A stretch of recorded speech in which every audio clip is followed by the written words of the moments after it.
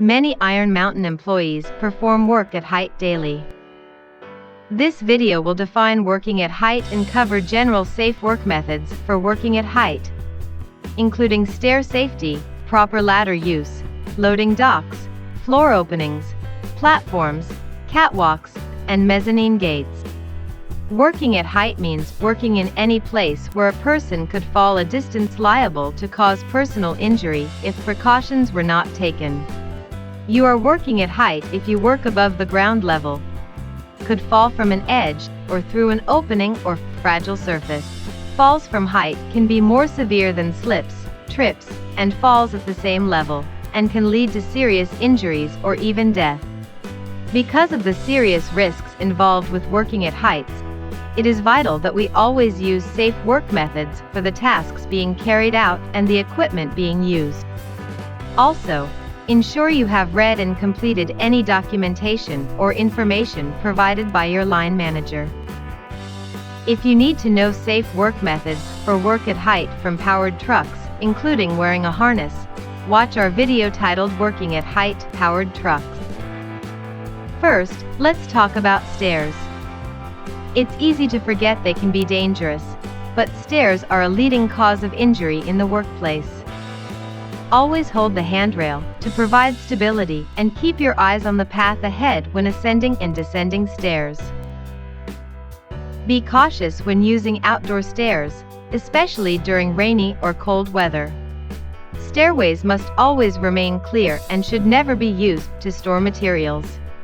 If you notice damage that could contribute to a fall, alert your manager immediately. If available, moving materials using an elevator is a safer option than using the stairs. If you have to carry boxes or bins up and down stairs, make sure to use proper procedures and equipment to move the items safely.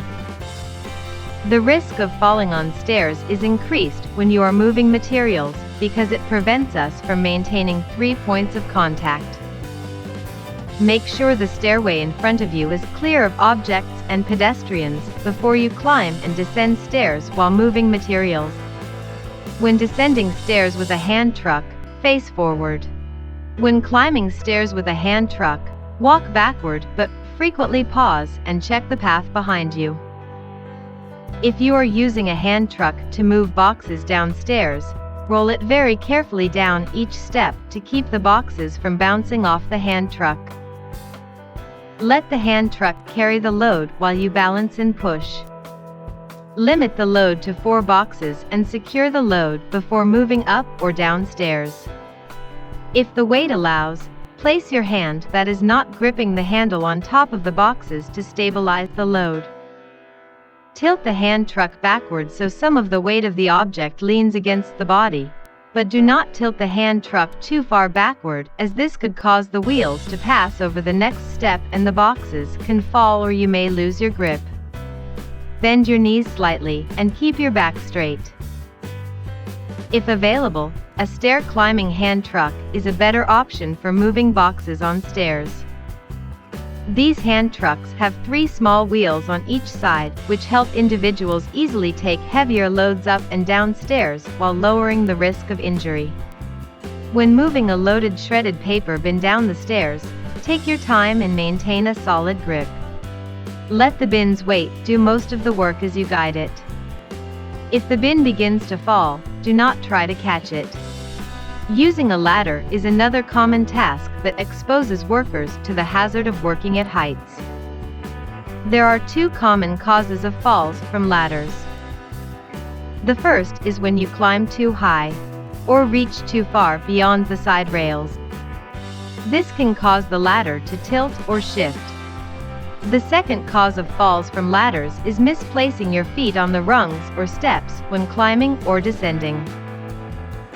To reduce the risk of falls while working on ladders, follow these safe work practices. Visually inspect ladders before each use. Look for signs of wear or damage, including cracks, missing bolts, loose parts, or missing labels. If you notice any issues, remove the ladder from service immediately and tag it out of service.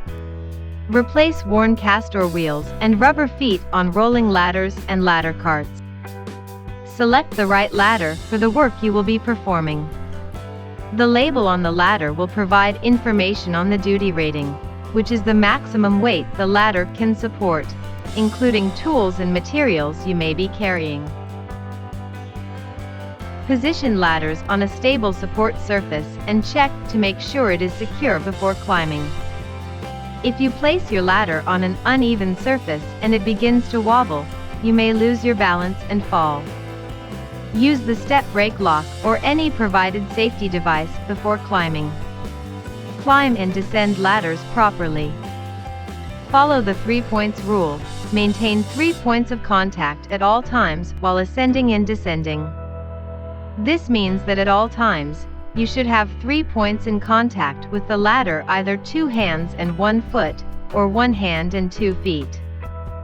Always face the ladder when climbing and descending. Reposition the ladder as needed to complete the work.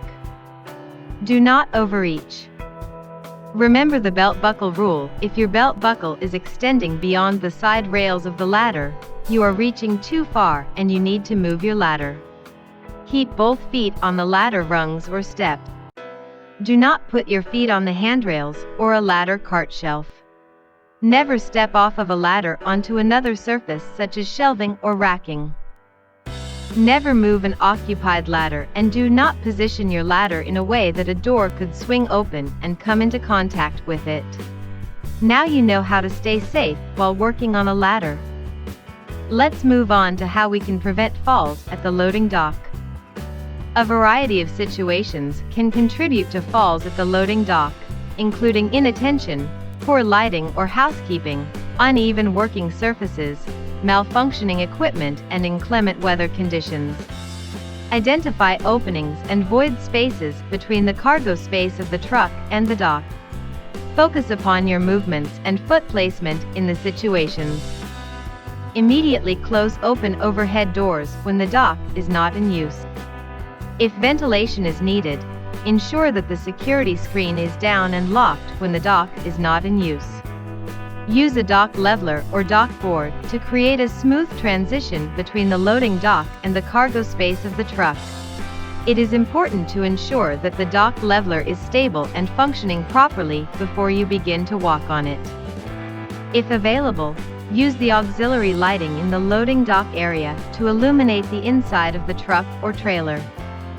Maintain good housekeeping practices by mopping up wet surfaces and removing any excess packaging materials such as cardboard, pallets, and plastic that can result in a slip, trip, and fall. Regularly check dock seals and shelters to ensure they are not leaking. Another area where falls from height can occur are floor openings, platforms, and catwalks. Railings on open-sided floors, platforms, and catwalks prevent falls from height. Toe boards prevent materials from falling from a platform to the ground below where a person could be struck. Never step on the railings to gain additional height. This will put you at risk of a fall. Some facilities are equipped with slide, lift-out, or swing gates on upper-level platforms to allow for loading and unloading of palletized loads. When these gates are not in use, they must be closed and locked at all times. Other facilities are equipped with pivot gates on upper levels. These are a safer option because there is always a railing between the user and the edge of the open platform. Inspect the pivot gate before use to ensure it is not damaged and working correctly. If any issues are found, it should be tagged as out of service for repair. Working at height is a daily task that many of us here at Iron Mountain encounter. We are relying on you to follow the safe practices we have discussed in this video and those written for the task being undertaken. And remember, if you see something that could put you or a teammate in danger while working at height, say something.